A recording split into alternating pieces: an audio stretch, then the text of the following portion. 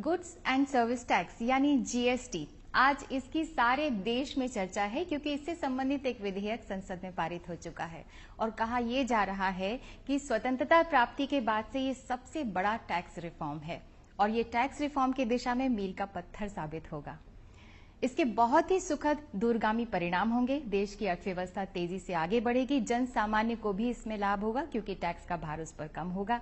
एक देश, एक कर, एक बाजार, बहुत सारे सवाल हम सभी के जहन में हैं और इन्हीं सवालों का जवाब जानने के लिए आज हमारे बीच में है डॉक्टर हसमुख अढ़िया, जो कि राजस्व सचिव हैं भारत सरकार में। तो आइए हम उनसे बात करते हैं। बहुत बहुत स्वागत है आपका डॉक्टर अढ़िया आज के इस कार्यक्रम में। सबसे पहले तो ये बताइए कि जीएसटी क्या है और ये कैसे काम करेगा। अभी तक जो देश में वस्तुओं के ऊपर, चीज़ों के ऊपर और जो सर्विसेज है, सेवाओं के ऊपर अलग अलग प्रकार के टैक्स लगे हुए थे, वो इतने ज़्यादा टैक्स हो गए हैं कि पता ही नहीं चल रहा है कि कौन सा टैक्स कहाँ पर लगा हुआ है। जैसे आज देश में स्टेट गवर्नमेंट में अगर देखें तो वैट है, वैल्यू एडेड टैक्स है। पुराने ज़माने में इसको सेल्स टैक्स कहते हैं, अब वैट गिना जाता है। उसके अलावा एंटरटेनमेंट टैक्स अलग है, लग्जरी टैक्स है और बहुत सारे भिन्न प्रकार के जैसे लोकल बॉडी टैक्स है, ऑक्ट्रॉय है, इस तरह के बहुत सारे अलग अलग टैक्स हैं। उसी तरह से केंद्र सरकार में भी हमारे यहाँ एक टैक्स है एक्साइज ड्यूटी, जो कि किसी माल जब प्रोड्यूस होता है और फैक्ट्री से बाहर निकलता है तब लगता है। उसके अलावा हमारे यहाँ है सर्विस टैक्स, जो कि सर्विसेज के ऊपर लगता है। फिर there is a countervailing duty, then there is an additional excise duty. There are different kinds of taxes on goods and services. तो ये सब टैक्सेस जो अलग अलग प्रकार से स्टेट और सेंटर लगाती है, उसको इकट्ठा करके एक ही टैक्स हर चीज और हर सेवा के ऊपर लगाने का ये प्रयत्न है जीएसटी के नाम पे।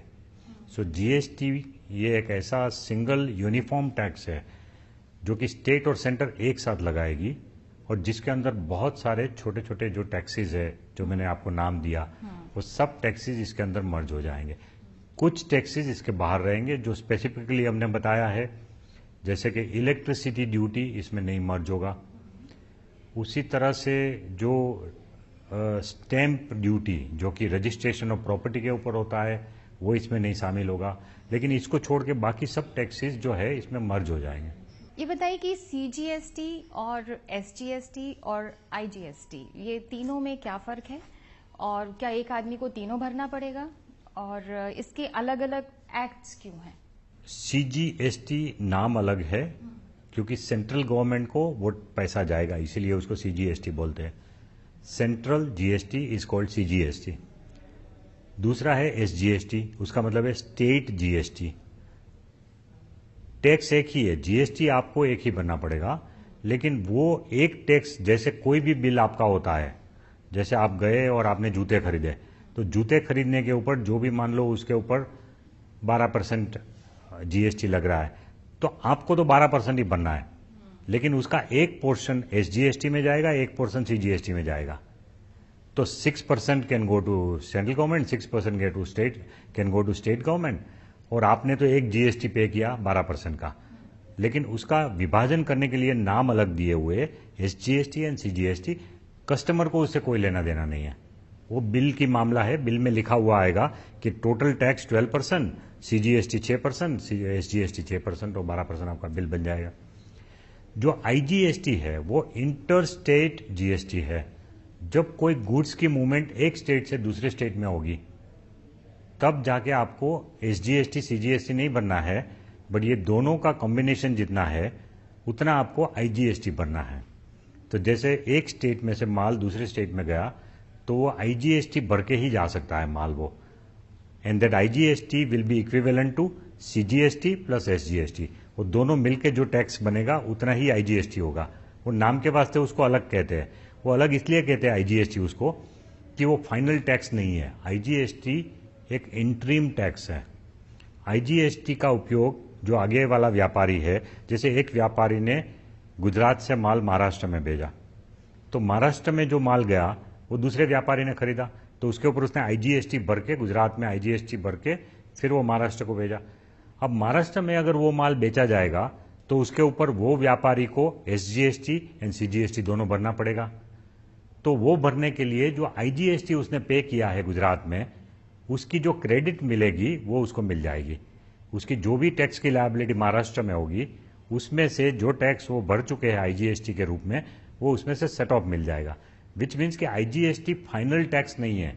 आईजीएसटी सिर्फ बीच का टैक्स है, जो कि अल्टीमेटली कंज्यूमर के ऊपर नहीं जाएगा। वो बीच की अरेंजमेंट है। फाइनली कंज्यूमर के ऊपर जब बिल बनेगा तो उसमें आईजीएसटी का नाम आएगा ही नहीं। उसमें तो वही लगेगा सीजीएसटी 6% या एसजीएसटी 6% या सीजीएसटी 9%, एसजीएसटी 9%, 18% या जो भी रेट डिसाइड करे सरकार। तो उस तरह से वो सीजीएसटी एसजीएसटी का डिवीजन है और आईजीएसटी तो इंटरिम टैक्स है। तो जीएसटी के अंतर्गत वस्तुओं और सेवाओं के जो क्रेडिट है उसका क्रॉस यूटिलाइजेशन हो सकता है क्या? यस, वही उसका फायदा है। जो जीएसटी का मेन फायदा ये, आज क्रॉस यूटिलाइजेशन नहीं हो रहा है। आज की जो टैक्स सिस्टम है, जैसे किसी एक माल का उत्पादन हुआ, उसके ऊपर हमने एक्साइज ड्यूटी लगा दी। अब वो एक्साइज ड्यूटी भरने के बावजूद वो माल जब किसी स्टेट में जाके बेचा जाएगा तो उस स्टेट का वीएटी लगता है, वेट लगता है।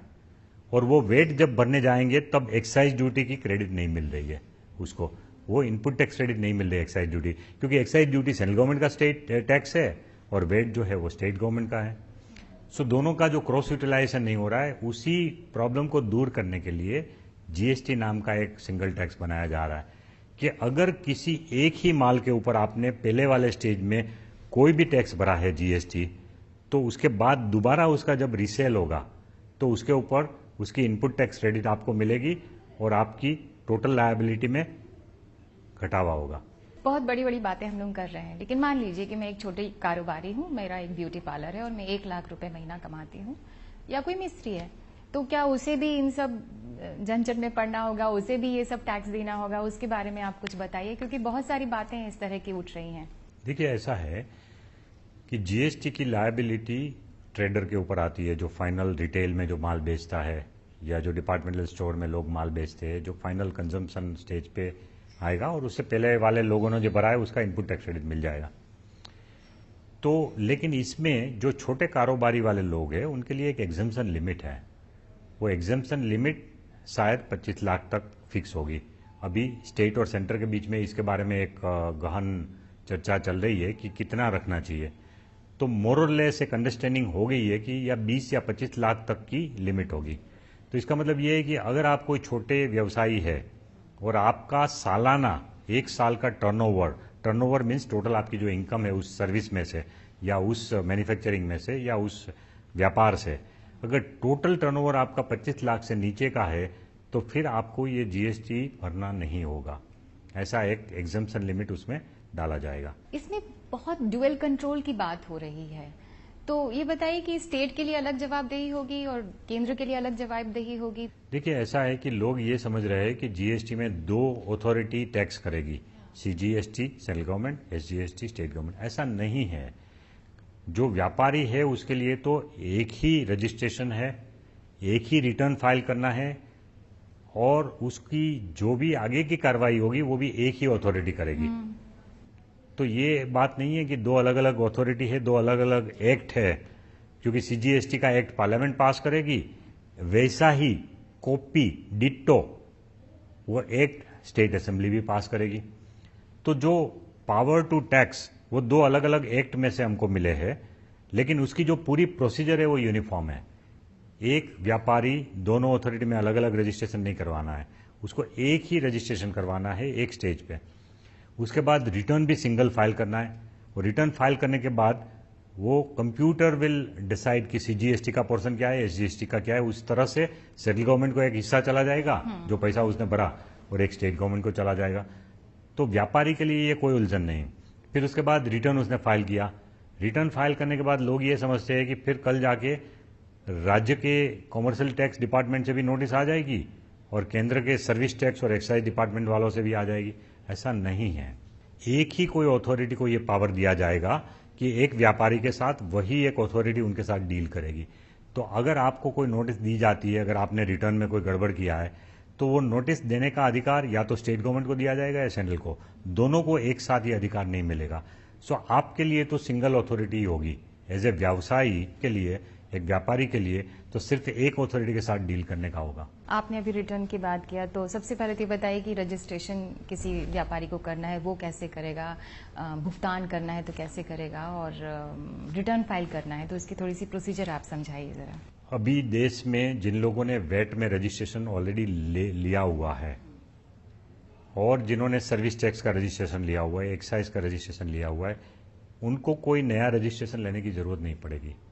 उनका जो डेटा है वो हमारे पास है ऑलरेडी, तो हम उनको ऑटोमेटिकली जीएसटी में माइग्रेट कर देंगे। वेट का जिस जिस स्टेट में रजिस्ट्रेशन उनका हुआ है वो सब, जैसे किसी एक स्टेट में लोगों ने अपना वेट रजिस्ट्रेशन लिया है तो उनको फिर से दोबारा रजिस्ट्रेशन की प्रोसीजर नहीं करनी है, बिकॉज जीएसटी आ रहा है। उनका पूरा डेटा हमारे पास आ जाएगा कंप्यूटर में, जीएसटी में। वो डेटा जब माइग्रेट हो जाएगा तो उसके बाद एक शायद उनको ईमेल जाएगी या तो उनको एक पत्र जाएगा कि कुछ कुछ उनके जो डेटा है वो मिसिंग है उसमें, क्योंकि हर स्टेट में अलग अलग इन्फॉर्मेशन अवेलेबल है। अब हमको तो यूनिफॉर्म डेटाबेस बनाना है, तो ये संभव है कि एक पत्र उनको पहुंचेगा या ईमेल पहुंचेगी कि भाई आपको इतनी एडिशनल इन्फॉर्मेशन हमको देनी होगी आपका रजिस्ट्रेशन चालू रखने के लिए। उसके लिए एक अवधि दी जाएगी, एक समय दिया जाएगा, और वो बेसिक इन्फॉर्मेशन 2-3 चीजें जो है वो उनसे मांग ली जाएगी, और वो जब पत्र आए तो वो ऑनलाइन वो इन्फॉर्मेशन दे पाएंगे। उसके लिए उनको कोई ऑफिस में जाने की जरूरत नहीं है, पूरी रजिस्ट्रेशन की प्रक्रिया ऑनलाइन है। जो पुराने हैं उनका ऑनलाइन डेटा ऑटोमेटिक आ जाएगा और उनको एक नंबर दिया जाएगा, पासवर्ड दिया जाएगा। वो नंबर और पासवर्ड से वो अपना वेबसाइट का अपना अकाउंट खोलेंगे, अपनी सब डिटेल देख पाएंगे। उसमें एड्रेस चेंज करना है, उसमें व्यापार का प्रकार चेंज करना है, पार्टनर्स का नाम चेंज करना है, तो वो सब चीज ऑनलाइन कर सकते हैं, अपने आप चेंज कर सकते हैं अपने लॉगिन और पासवर्ड डाल के। वो करने के बाद उनका डेटा ठीक हो जाएगा। और जो नए वाले हैं जो कि बिल्कुल नए तरीके से अपना बिजनेस शुरू पहली बार कर रहे हैं, जो अभी तक वेट में रजिस्टर्ड नहीं है, सर्विस टैक्स में भी नहीं है, एक्साइज में भी नहीं है, तो उन लोगों को अलग से रजिस्ट्रेशन ऑनलाइन करना पड़ेगा। सिंपल रजिस्ट्रेशन है। वो रजिस्ट्रेशन ऑनलाइन करने के बाद 3 दिन में अगर उनको कोई ऑब्जेक्शन नहीं आता है डिपार्टमेंट की तरफ से, तो ऑटोमेटिक मान लिया जाएगा कि उनका रजिस्ट्रेशन हो चुका है और उनको एक नंबर मिल जाएगा 3 दिन में। इस तरह का एक सिंपल रजिस्ट्रेशन प्रोसीजर है। रजिस्ट्रेशन करने के बाद आपका जो पूरे महीने का जो कारोबार है, मान लो अप्रैल महीना शुरू हुआ, तो अप्रैल महीने में आपने जितने ट्रांजैक्शन किए हैं उसके ऊपर आपने जो टैक्स कलेक्ट किया लोगों से, वो टैक्स कलेक्ट करने के बाद आपको उस महीना पूरा होने के बाद नेक्स्ट मंथ में एक तारीख निश्चित होगी, शायद 20 तारीख या ऐसा कुछ, तो 20 तारीख तक में आपको वो पैसा सरकारी ट्रेजरी में जमा करा देना है। और साथ साथ आपको एक रिटर्न जो कि आपने किस किस को माल सप्लाई किया, वो रिटर्न आपको भरना पड़ेगा 10 तारीख तक महीने की। और वो सब रिटर्न फाइल करना है, आपको ऑनलाइन करना है। लेकिन मैंने जैसे पहले समझाया कि छोटे कारोबारी तो इसमें से आउट ही है, इसलिए छोटे लोगों को चिंता करने की जरूरत नहीं है।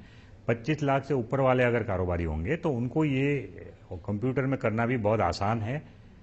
उसके लिए अलग अलग प्रोग्राम भी अकाउंटिंग के मिल रहे हैं, बाहर सॉफ्टवेयर मिल रहे हैं, जो कि वो उसमें रिकॉर्ड रखेगा अपने ट्रांजैक्शन की, और वो सब ट्रांजैक्शन ऑटोमेटिकली एक दिन में स्विच दबाने से कंप्यूटर में अपलोड हो जाएंगे सब ट्रांजैक्शन। तो इस तरह से रिटर्न बनना है सप्लाईज का, कि आपने किस किस को सप्लाई किया उसका करना है। जो दूसरे लोगों ने सप्लाई के ट्रांजैक्शन इनपुट किया है उसके आधार पे आपका अपना परचेस के ट्रांजैक्शन ऑटोमेटिक आपके अकाउंट में आ जाएगा, और फिर वो आपको अलग से करने की जरूरत नहीं पड़ेगी 15 तारीख तक। फिर ये सप्लाई एंड परचेस दोनों के आधार पे आपका एक रिटर्न बन जाएगा, वो भी ऑटोमेटिक हो जाएगा 20 तारीख तक। तो 20 तारीख तक कंप्यूटर में ही आपका रिटर्न तैयार हो जाएगा। और उसमें अगर आप देख सकते हैं कि मेरे रिटर्न में कोई चीज छूट तो नहीं गई ना, छूट गई है कोई परचेज या सेल का ट्रांजैक्शन, तो 20 तारीख तक आप उसको ठीक कर सकते हैं। उसके बाद उसको आप आगे बढ़ा सकते हैं। सो इस तरह का इलेक्ट्रॉनिक आईटी बेस्ड सिस्टम है जिसमें हर ट्रांजैक्शन की जानकारी आएगी कंप्यूटर में और ट्रांजैक्शन मैच भी हो जाएंगे। सो सही मात्रा में लोगों ने टैक्स भरा है कि नहीं वो हम पकड़ पाएंगे। तो आईटी की बहुत महत्वपूर्ण भूमिका है इसमें आईटी का बहुत महत्व है, लेकिन आईटी इतना सिंपल बना दिया हमने कि किसी छोटे से छोटे व्यापारी को भी इसमें कोई तकलीफ नहीं होगी। एकदम सरल प्रकार का सॉफ्टवेयर है। उसको फाइल करने की विधि भी इतनी है कि अगर कोई घर में कोई एक यंग लड़का जो 10वीं पास है वो भी अगर उसको सीख ले तो वो अपने आप रिटर्न फाइल कर सकता है। ये बताइए कि ईज ऑफ डूइंग बिजनेस की बात हो रही है कि आप भारत के किसी भी कोने में हो, आपके लिए बिजनेस करना कोई बहुत मुश्किल काम नहीं है, तो इस पर कुछ कहना चाहेंगे? देखिए, ये जीएसटी जो है ना, उससे काफ़ी सुविधा बिजनेस को हो जाएगी, क्योंकि अभी जैसे एक स्टेट से दूसरे टैक्स में जब माल जा रहा है तो उसके ऊपर एक सेंट्रल सेल्स टैक्स भी लगता है, और वो सेंट्रल सेल्स टैक्स जो है उसके ऊपर फिर आपको इनपुट टैक्स क्रेडिट नहीं मिल रही है नेक्स्ट स्टेट में, तो ये सीएसटी हट जाएगा। सीएसटी हट जाएगा तो बॉर्डर के ऊपर जो चेकिंग करने का एक मूव था कि हर स्टेट चाहता है कि भाई हमारा स्टेट का माल जब बाहर जा रहा है तो अगर उसने सिर्फ सीएसटी 2% भरा है तो माल एक्चुअली एक्सपोर्ट होना चाहिए, तो बॉर्डर पे चेक होगा, ट्रक को खड़ी करेंगे, पूछेंगे कि भाई आपने सीएसटी भरा है तो आपका माल गया कि नहीं गया, उसका हिसाब किताब पूछेंगे, सब कागज पूछेंगे, तो ये सब खत्म हो जाए। जहां जहां ऑक्ट्रोय है वो ऑक्ट्रोय भी एबोलिश हो जाएगी, सो उसके लिए भी गाड़ी को रोकने की जरूरत नहीं पड़ेगी। सो ट्रक का जो मूवमेंट है वो एकदम आसान हो जाएगा, जो दोनों स्टेट के बॉर्डर के बीच में या किसी सिटी के अंदर एंटर करने के टाइम जो चेक पोस्ट थे, वो चेक पोस्ट पे जो घंटों भर ट्रक खड़ी रहती थी वो सब कम हो जाएगी, और उसके कारण जो मूवमेंट ऑफ गुड्स एकदम आसान हो जाएंगे। फिर दूसरा ये है कि क्योंकि पूरे देश में टैक्स रेट एक हो जाएगा, तो फिर आपको कोई वो सोचने की जरूरत नहीं है कि भाई मैं एक स्टेट में फैक्ट्री डालूं कि दूसरे स्टेट में डालूं। आपको जहां मर्जी फैक्ट्री डालिए और जहां मर्जी माल बेचिए, हर जगह टैक्स का रेट एक है। सो जहां आपकी फैक्ट्री है उस स्टेट का रेट आपको देखने की जरूरत नहीं है, और जहां आप माल बेचना चाहते हैं उस स्टेट का भी रेट की देखने की जरूरत नहीं है। तो उस हिसाब से बिजनेसमैन के लिए एक आसान हो जाएगा ये डिसीजन लेना कि कहाँ हम बिजनेस करें, पूरा देश एक बन जाएगा। इसमें राज्य की बात हो रही है, कहीं ना कहीं राज्यों को ये कहीं संशय ना हो कि उनके हित मारे जा रहे हैं या उनकी इनकम मारी जा रही है, तो उन्हें कैसे कंपनसेट करेंगे हम? देखिए, उसके लिए हमने राज्यों को पूरी कॉन्स्टिट्यूशनल अमेंडमेंट में ही हमने उनको एक गारंटी दी है कि किसी भी राज्य को अगर 5 साल तक नुकसान होगा जो अभी कमा रहे उसमें, तो उसमें हम उसको कॉम्पनसेट कर देंगे सेंट्रल गवर्नमेंट। तो इसलिए राज्य को कोई चिंता नहीं होनी चाहिए, चिंता होनी चाहिए तो सेंट्रल गवर्नमेंट को होनी चाहिए कि ये जीएसटी लागू करने के बाद सेंट्रल गवर्नमेंट के पास इतने रिसोर्सेज आएंगे जो कि हमारा अभी का बजट की पूर्ति कर दे, उसके अलावा हमारे पास इतने पैसे बचे कि हम स्टेट को भी कॉम्पनसेट कर सके। सो जो चिंता होनी चाहिए इस मामले में वो सेंट्रल गवर्नमेंट को होनी चाहिए, स्टेट को तो बिल्कुल निश्चिंत होकर इसमें आगे बढ़ना है। इसमें अलग अलग लोगों को किस तरह से फायदे होंगे? आपने कारोबारियों की बात की, राज्य को क्या फायदा होगा, केंद्र को क्या होगा, और सबसे बड़ी बात उपभोक्ता को क्या फायदा होगा? करों की कमी की बात हम सुन रहे हैं, तो इसके बारे में कुछ रोशनी डालेंगे? देखिए, मैंने जैसे बताया कि व्यापारियों को क्या फायदा होगा कि ईज ऑफ डूइंग बिजनेस हो जाएगा। सरकार को ये फायदा होगा कि जो टैक्स का इवेजन आज हो रहा है उसमें रोक लगेगी, तो ये उम्मीद की जा रही है कि इसमें कंप्लायंस बढ़िया होगा, इसलिए राज्यों की और केंद्र की आमदनी बढ़ेगी, सिर्फ टैक्स की चोरी को कम करने से, टैक्स को रेट बढ़ाने से नहीं। और कंज्यूमर को ये फायदा होगा कि जैसे आज है अलग अलग प्रकार के टैक्स है, और कुल मिला के तो एक चीज के ऊपर 32% तक चला जाता है टैक्स आज की तारीख में।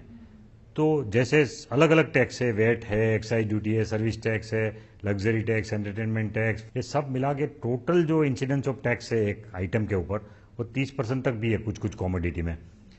तो जब जीएसटी आएगा तो ये अलग अलग टैक्स खत्म हो जाएंगे, और ऑन द होल हम ये उम्मीद करते हैं कि ज्यादातर आइटम के ऊपर टैक्स का जो बर्डन है वो कम होगा। टैक्स कलेक्शन और टैक्स एडमिनिस्ट्रेशन में दक्षता आएगी, ऐसी बात सुनने में आ रही है, तो भारत सरकार इसे कैसे एडमिनिस्टर करेगी? एक तो ये पूरा सिस्टम है आदमियों के ऊपर निर्भर करने के बदले में टेक्नोलॉजी के ऊपर डिपेंड करेगा, सो उससे डेफिनेटली सिस्टम में एक एफिशिएंसी आएगी। दूसरा कि एडमिनिस्ट्रेशन में जो ऑफिसर्स इन्वॉल्व है उनकी भी अच्छी तरह से ट्रेनिंग की जा रही है, ताकि ऐसा नहीं हो कि भाई लोगों को कोई गलत प्रकार की हैरेसमेंट हो। इसके सब नियम कानून सब अलग होंगे, तो हम स्टाफ की भी ट्रेनिंग कर रहे हैं और लोगों को समझाने के भी मॉड्यूल हमने बनाए हैं कि लोगों को प्रशासित करने के लिए भी कुछ ट्रेनिंग मॉड्यूल हम बनाएंगे, यूट्यूब में डालेंगे, सोशल मीडिया में डालेंगे, छोटे छोटे क्लिप्स डालेंगे, और जहां जहां संभव होगा हमारे ऑफिसर्स हर सिटी में टाउन हॉल में मीटिंग करेंगे, व्यापारियों को समझाएंगे। इसके लिए भी हमने एक व्यापक अभियान का भी एक प्रबंध इसमें किया है, जो कि दिसंबर के बाद बहुत जोर जोर से शुरू होगा, लोगों को समझाने का जो प्रबंध है। तो दिसंबर से लेके मार्च तक में हम पूरी जगह फैल जाएंगे और लोगों को समझाएंगे कि ये जीएसटी क्या है, आपको कैसे कंप्लाई करना है। आयात जो राज्य से राज्य में होगा उसमें किस तरह से कर लगाया जाएगा? अभी जब कोई माल विदेश से आता है देश के अंदर, तो उसके ऊपर कस्टम ड्यूटी तो जैसे लग रहा था वैसे ही लगेगा। कस्टम ड्यूटी जीएसटी में शामिल नहीं हो रहा है, कस्टम ड्यूटी अलग है। बट कस्टम ड्यूटी के अलावा वहां हम लोग एक छोटा सा पोर्शन लगा रहे थे सीवीडी, जो एक्साइज ड्यूटी के बदले में लगाते हैं। जैसे मैं जूते अगर बाहर से लाता हूं, इंपोर्ट करता हूं, और जूते के ऊपर अगर देश में एक्साइज ड्यूटी 12% है, तो जो विदेश से माल आता है उसके ऊपर काउंटर वेलिंग ड्यूटी 12% की लगेगी, which is to compensate for the excise duty. और स्टेट के जो टैक्स है वो अलग है यहाँ, लेकिन वो इंपोर्ट के ऊपर नहीं लग रहे थे अभी तक। कुछ केस में हम एक एसएडी के नाम पे, स्पेशल एडिशनल ड्यूटी के नाम पे, स्टेट टैक्सेस के बदले में 4% ले रहे थे कुछ केस में, लेकिन पूरी तरह से स्टेट का वेट जो है वो इंपोर्ट के ऊपर नहीं लग रहा था। अब जब कोई माल आयात होगा तो उसके ऊपर आईजीएसटी लग जाएगा, जो भी आईजीएसटी का रेट होगा उस आइटम का। सो आईजीएसटी का रेट भी आइटम वाइज अलग अलग होगा। कोई आइटम पे 18% होगा, कोई पे 12% हो सकता है, कोई पे 24%, या जो भी उसका रेट है, जो रेट डिसाइड होगा वो जीएसटी काउंसिल जो डिसाइड करेगी, तो वो रेट के हिसाब से आईजीएसटी लग जाएगा। और वो आईजीएसटी लगने के बाद, वो इंपोर्ट होने के बाद, वो जब भी देश में बेचा जाएगा तो उसके ऊपर जो सीजीएसटी और एसजीएसटी की लायबिलिटी आएगी, उसमें से जो विदेश से माल आया तब आईजीएसटी जो लिया उसका इनपुट टैक्स क्रेडिट मिल जाएगा। तो एक तरह से एक सिंगल चेन बन जाएगी और उसमें डबल टैक्सेशन नहीं होगा इंपोर्ट के ऊपर। सो उस तरह से इसमें एक सुविधा हो जाएगी। आगे का क्या रोड मैप है, क्योंकि एक बहुत आशाओं के साथ, उम्मीदों के साथ हम इसकी ओर देख रहे हैं।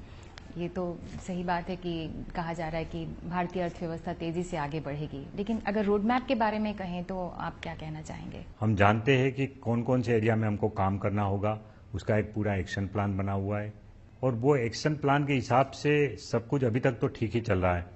हमने अपने एक्शन प्लान में 30 दिन का टाइम रखा था स्टेट को रेटिफाई करने के लिए, कि भाई लोकसभा ने 8 अगस्त को पास किया, तो 8 सितंबर तक हमको कम से कम 16 स्टेट का मिल जाना चाहिए रेटिफिकेशन। और उसमें ऑलरेडी 15 स्टेट का आ गया, एक और स्टेट का 2 सितंबर को हो जाएगा। तो उसमें हम लोग 5 दिन जल्दी चल रहे हैं, 6 दिन जल्दी चल रहे हैं। सो अभी तक तो टाइम टेबल ठीक चल रहा है। हमको जीएसटी काउंसिल की रचना करना है, उसके लिए 1 हफ्ता रखा है, वो हो जाएगा। उसके बाद जीएसटी काउंसिल में जो डिस्कशन करना है उसके लिए हमने 2 महीना रखा है। वो 2 महीने का टाइम भी वी होप कि डिस्कशन में राज्यों के साथ अच्छे से हमारे सब मसले निपट जाए 2 महीने में। थोड़ा सा ओवर टाइम काम करना पड़ेगा स्टेट और सेंटर को मिलके, लेकिन 2 महीने में अगर सब मसले निपट गए तो उसके बाद हम लोग फिर पार्लियामेंट में अपना बिल पास करेंगे, सीजीएसटी का, एसजीएसटी का स्टेट गवर्नमेंट पास करेगी, और फिर आईजीएसटी का एक्ट भी सेंट्रल गवर्नमेंट पास करेगी। और ये तीनों एक्ट पास करने के बाद वी आर रेडी। उसके बाद आईटी सिस्टम साइमल्टेनियसली चल रही है, ट्रेनिंग ऑफ ऑफिसर्स का काम साइमल्टेनियसली चल रहा है, करीब 60,000 ऑफिसर्स को ट्रेन करने का काम चल रहा है। और वो सब साइमल्टेनियसली करने के बाद by February we hope to be ready completely. साथ साथ बिजनेसमैन को भी हम अपील कर रहे हैं कि भाई आप भी अपना तैयारी कीजिए। उनका जो ईआरपी सिस्टम है, आईटी सिस्टम है, उसको जीएसटी के लिए तैयार करिए। इस तरह का हम व्यापारियों को भी विनंती अब से कर रहे हैं, जो बड़े बड़े उद्योग गृह है उनको। और वी होप कि वो लोग भी अपनी टाइम टेबल बना के ये जीएसटी के लिए मार्च एंड तक तैयार हो जाए। तो हमारी तो ये उम्मीद है कि देश में इतना बड़ा सुधार कि जिसके लिए देश ने 10 साल तक राह देखा है, अब उसमें और कोई विलंब नहीं हो। तो केंद्र सरकार की तरफ से हमारी पूरी तैयारी है। हम कमिटेड है इस मामले में कि भाई जितना जल्दी हो सके जीएसटी को लगाना है। एक जो आखिरी सवाल एक लेमैन की हैसियत से मेरे दिमाग में आ रहा है कि जन जागरूकता कैसे फैलाएंगे? मान लीजिए किसी को कोई इस बारे में कोई शक है या उसके कंफ्यूजन है, तो ये सब चीजें आप जन जागरूकता कैसे फैलाएंगे? लोगों तक कैसे पहुंचेंगे कि हम ये हैं, हम ये कर रहे हैं और आपको ऐसा नहीं करना है, कोई कंफ्यूजन की जरूरत नहीं है? देखिए, इसके लिए हम आईटी के मॉड्यूल्स बनाएंगे, छोटे छोटे मॉड्यूल, जिसमें क्वेश्चन आंसर के रूप में ये सब क्वेश्चन के जवाब होंगे। सो अगर कोई भी आदमी इंटरनेट सर्च करेगा तो भी उस पर मिल जाएगा। उसके अलावा आईटी में मान लो वो नहीं पहुंच पाता है तो हर जगह पे हम लोग मीटिंग करेंगे, छोटी छोटी मीटिंग भी छोटे छोटे शहरों में। फिर न्यूज़पेपर एडवर्टाइजमेंट के द्वारा भी हम इसका प्रचार करेंगे। और उसके अलावा हम एक कॉल सेंटर बनाएंगे स्टेट लेवल पे और सेंट्रल लेवल पे भी। तो हर स्टेट में एक बहुत बड़ा कॉल सेंटर होगा जिसमें 24/7 किसी को भी कोई क्वेश्चन है जीएसटी के ऊपर तो कॉल सेंटर में फ़ोन करके पूछ पाएंगे। इस तरह का एक कॉल सेंटर बनाने का भी प्रावधान हम कर रहे हैं। और जीएसटीएन की जो हमारी आईटी सिस्टम है उसका एक अलग कॉल सेंटर बनेगा कि किसी को अगर मान लो रिटर्न फाइल करने में दिक्कत आ रही है, किसी को समझ में नहीं आ रही है कि कौन सा बटन दबाए, तो उसके लिए भी फ़ोन करके वो कॉल सेंटर में पूछ के उसको कॉप अप कर सकते हैं। तो अपनी बात को इसी बात से समअप करूं मैं ये कहते हुए कि मेरा देश बदल रहा है, आगे बढ़ रहा है, जीएसटी जो है वो उसी को चरितार्थ कर रहा है। बहुत बहुत धन्यवाद डॉक्टर हसमुखड़िया जी। अभी हम बातचीत कर रहे थे डॉक्टर हसमुखड़िया से जो कि राजस्व सचिव हैं भारत सरकार में। बहुत बहुत धन्यवाद। नमस्कार।